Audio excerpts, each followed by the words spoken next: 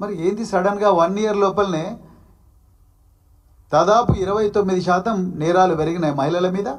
అదేవిధంగా ఆ నేరాల్లో 82% మంది బాధితులు 18 సంవత్సరాల లోపున్న అమ్మాయిలే. మరి ఎక్కడ పోయింది పోలీసింగ్? ఎక్కడ పోయిండు హోంమంత్రి? ఎక్కడ పోయిండు ముఖ్యమంత్రి? మరి అదేవిధంగా ఎస్సీ ఎస్టీల మీద నేరాలు. ఒకవైపు రాహుల్ గాంధీ గారు రాజ్యాంగం పట్టుకొని మరి నేను రాజ్యాంగాన్ని రక్షిస్తా, రాజ్యాంగ విలువలను రక్షిస్తానంటున్నాడు. ఏ రాజ్యాంగం అయితే ఆర్టికల్ 17 ద్వారా మరి ఈ పేద వర్గాలకు 16, 17 ద్వారా ఈ పేద వర్గాలకు రక్షణ కల్పిస్తుందో, ఆర్టికల్ 21 ద్వారా ఈ పేద వర్గాలకు రక్షణ కల్పిస్తుందో, ఆ రాజ్యాంగం ఇచ్చిన హక్కు ఏదైతే ఉందో జీవించే హక్కు, అది ఎలా కలరాయబడుతున్నది. ఎస్సీ ఎస్టీల మీద నేరాలు 20% పెరిగినాయి. 20% పెరిగినాయి ఎస్సీ ఎస్టీల మీద నేరాలు. అదేవిధంగా 142 కోట్ల విలువైన గంజాయి దొరికింది, డ్రగ్స్ దొరికినాయి. మరి మీరు ఏం పోలీసింగ్ చేస్తున్నట్టు? మరి ఇది కేవలం ఒక టిప్ ఆఫ్ ద ఐస్బర్గ్. అదేవిధంగా మరి డీజీపీ గారు అంటున్నారు 85,000 కేసులు మేము బుక్ చేసినాం అంటున్నాడు. అయ్యా డీజీపీ గారు, నిజంగా మీరు న్యాయబద్ధంగా కేసులు బుక్ చేసి ఉంటుంటే ఇవి 1,00,000 కేసులు అయిండేటివి.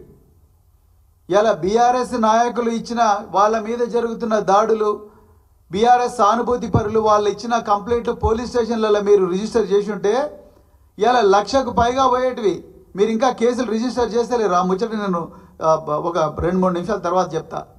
మీరు ఎంత ఘోరమైన వన్ సైడెడ్ పోలీసింగ్ ఉన్నదంటే ఇలా తెలంగాణ పోలీస్ అంటేనే రాజకీయ కక్షలకు చిరునామాగా మారింది. చెప్పడానికి చాలా బాధేస్తున్నది, కానీ ఇది వాస్తవం.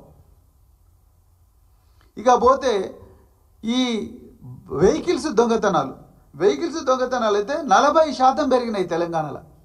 అందులో 82% వెహికల్స్ 2 వీలర్స్.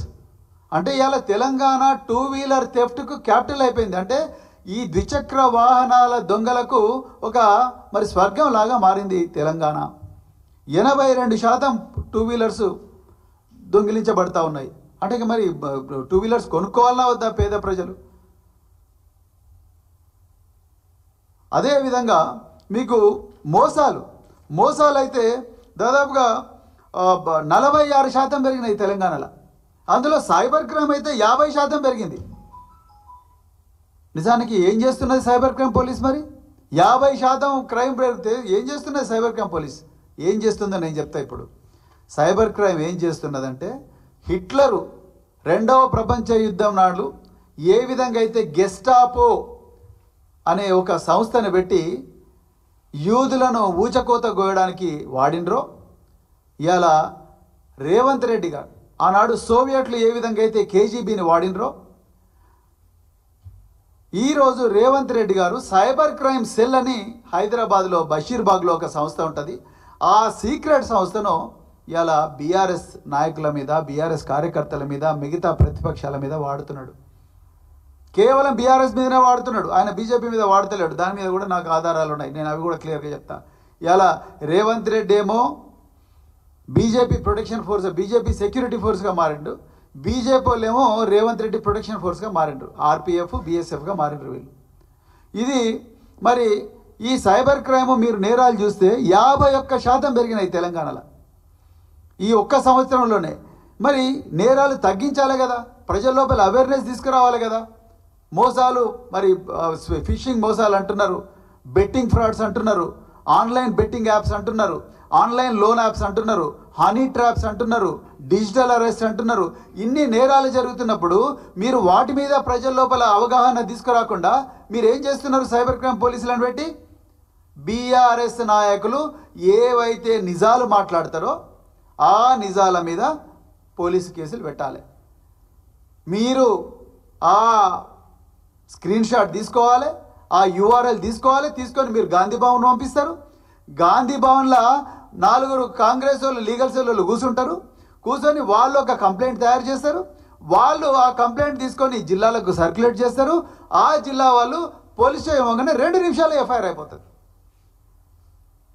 ఎంత ఘోరం అంటే తెలంగాణలో గౌతమ్ గౌడ్ అనే ఒక బీఆర్ఎస్ సోషల్ మీడియా యాక్టివిస్టు, ఒక రైతు తనకు రుణమాఫీ రావడం లేదు, రైతు భరోసా రావడం లేదని చెప్పేసి ఒక వీడియో చేసిండు. బాధతోని పొలంలో ఒక ముసలాయన ఆ ముసలాయన వీడియో చేస్తే ఆ వీడియో తీసుకొని తన ట్విట్టర్లో పోస్ట్ చేసుకున్నాడు. ఆయన 10 మందికి షేర్ చేసుకున్నాడు. ఇది తప్ప? రాజ్యాంగం మాకు ఇచ్చిన హక్కు కాదా ఇది? ఆర్టికల్ 19 ఏం చెప్తున్నది? Right to freedom of personal Liberty and expression, right to freedom of speech and expression అనేది రాజ్యాంగం మాకు ఇచ్చిన హక్కు కదా. దాని ప్రకారమే గౌతమ్ గౌడ్ చేసుకున్నాడు. ఒక్కటే ఇన్సిడెంట్ మీద 6 ఎఫ్ఐఆర్లు చేసిండండి. 6 ఎఫ్ఐఆర్ ఎడ్ చేస్తారు. మేము సైబర్ క్రైమ్ స్టేషన్కి పోయినాం. దిలీప్ కొనితామని ఇంకొక ఆయన అరెస్ట్ చేసిండు. ఏం సంబంధం లేదు. ఎఫ్ఐఆర్లో ఆయన పేరు కూడా లేదు.